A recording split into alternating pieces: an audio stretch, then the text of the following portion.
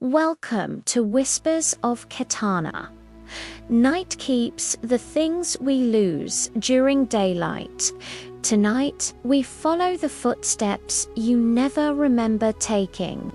Listen closely and do not trust the waking hour. Have you ever woken up, heart pounding, with the ghost of a dream still clinging to you?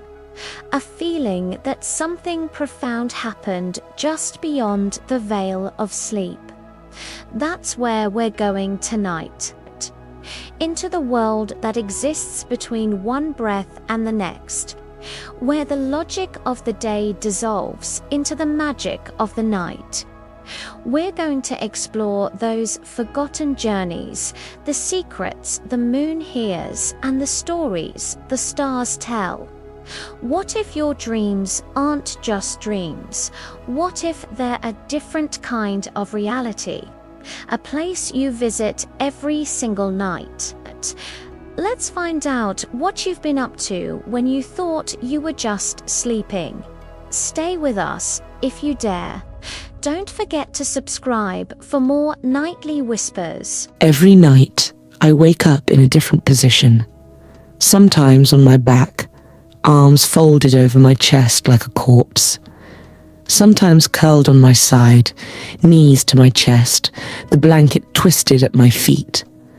Once, I woke with my palms pressed against the floor, as if I had been listening to the wood breathe. It started small. A sock across the room. A book with a different bookmark.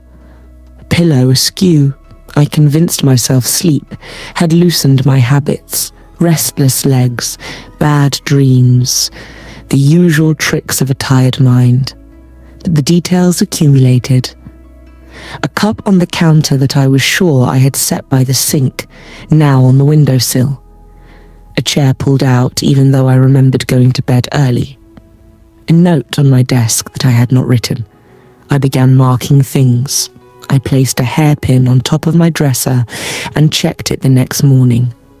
Moved it an inch each night, as if testing gravity's memory. The first morning it had shifted across the dresser.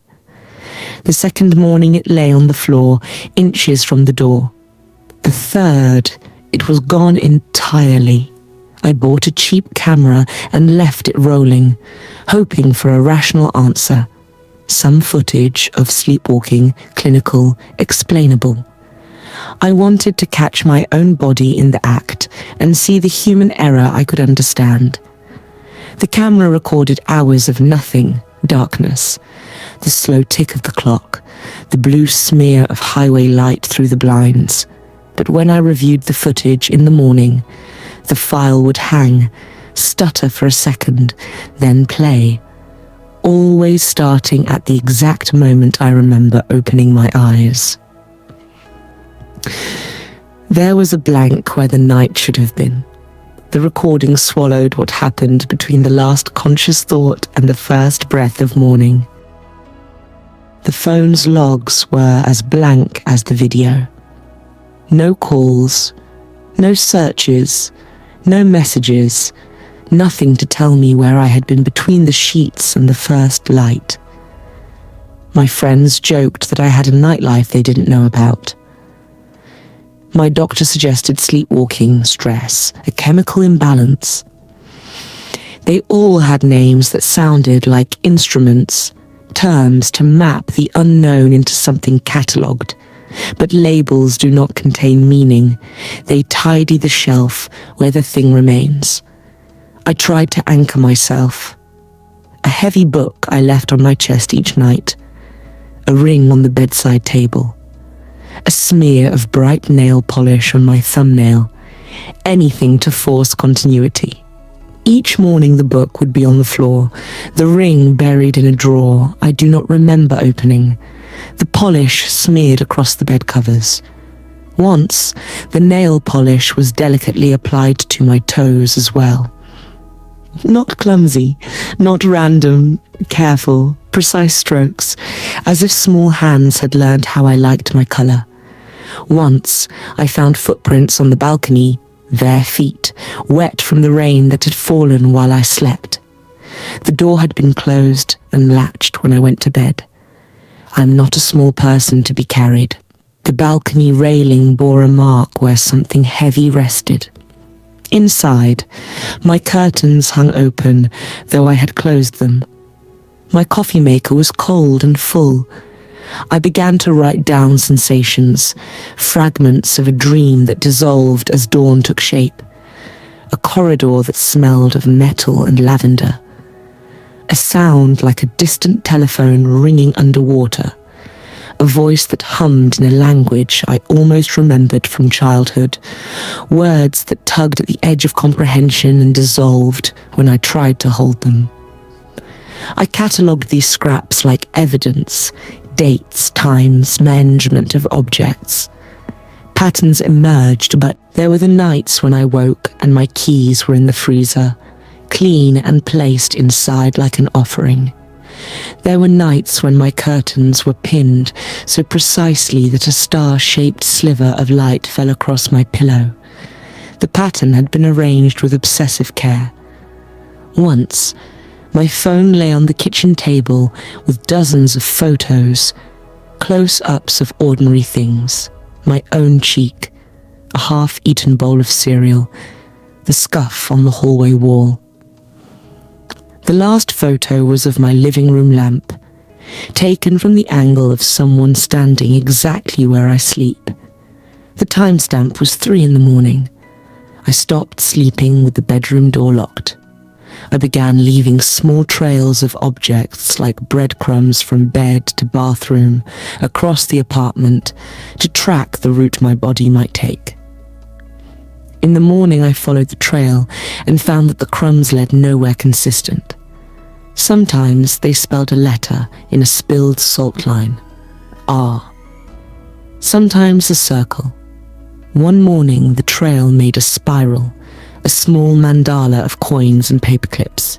Whoever or whatever moved me in the night had a syntax. There were nights I woke with a smell still on my clothes, oil and smoke, and something sweet like overripe fruit.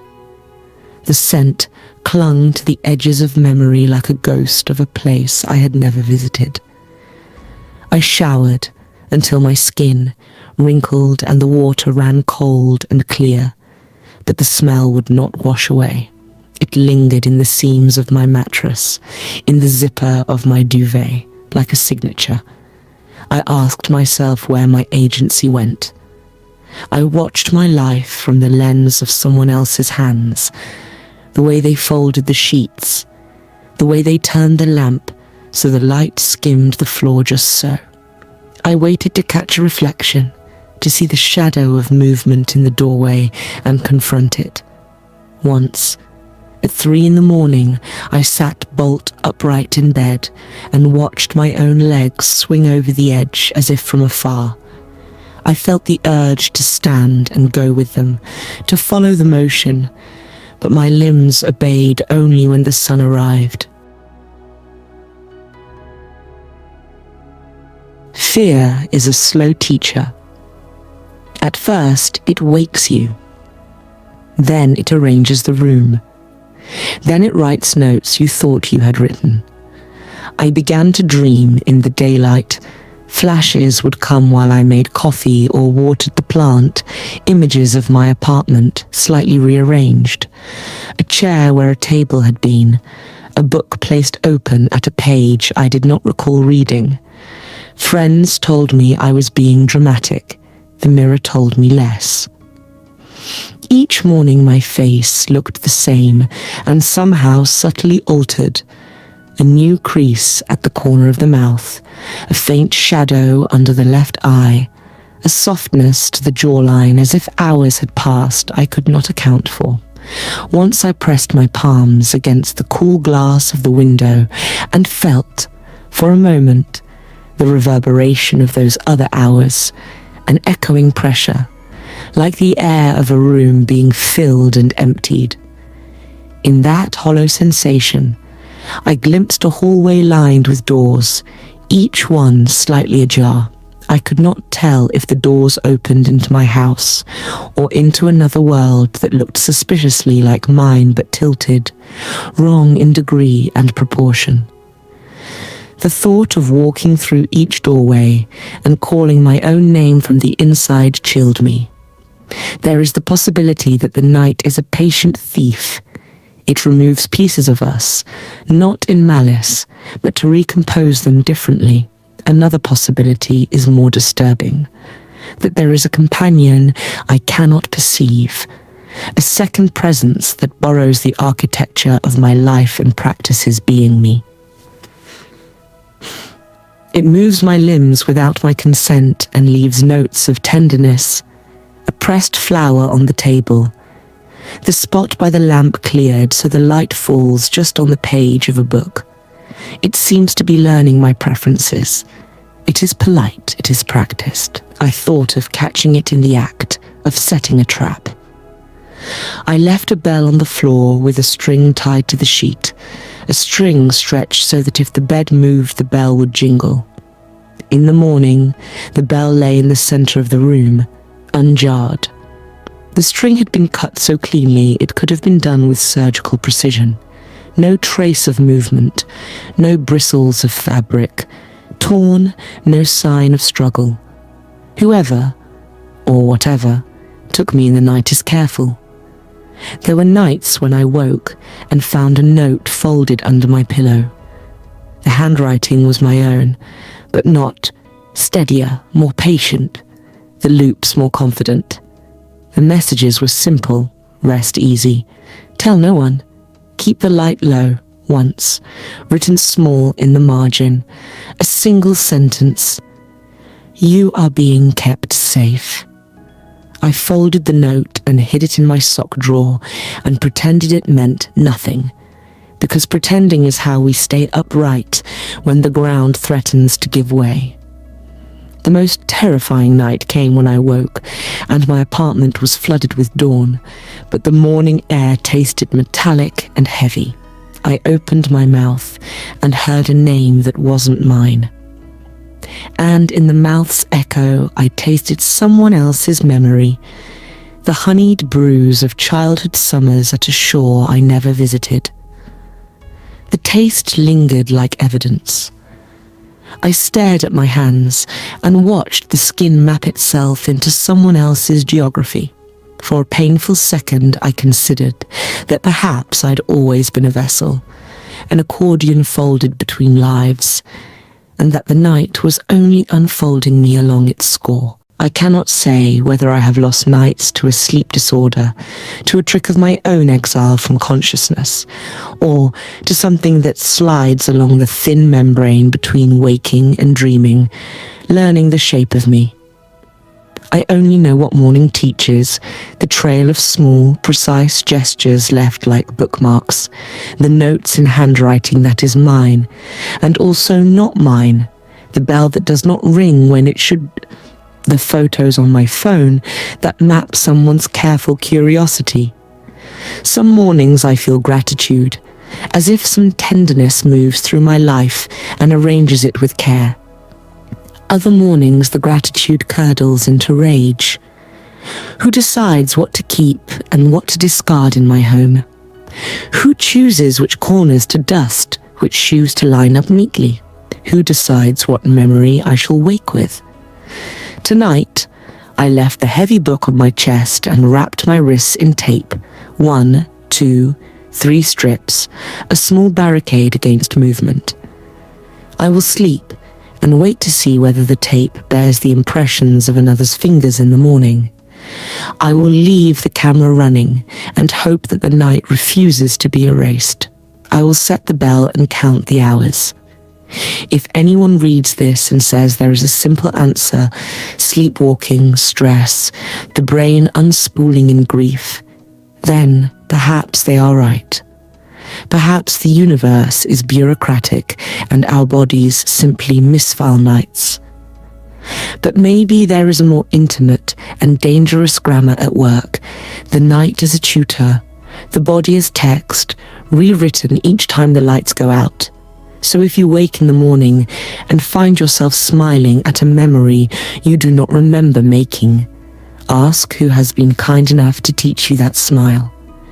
And if the corners of your room are arranged in a way that feels deliberate, inhumanly gentle, beware the tenderness. It may be learning how you like to be loved.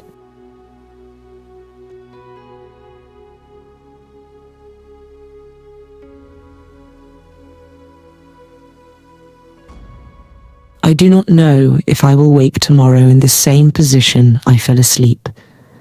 I do not know if the tape will hold.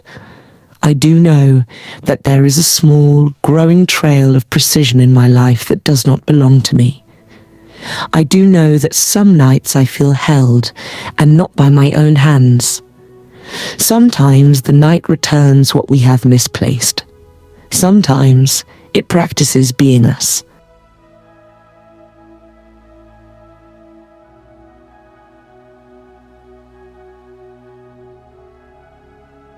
If the night moves you when you sleep, who is walking?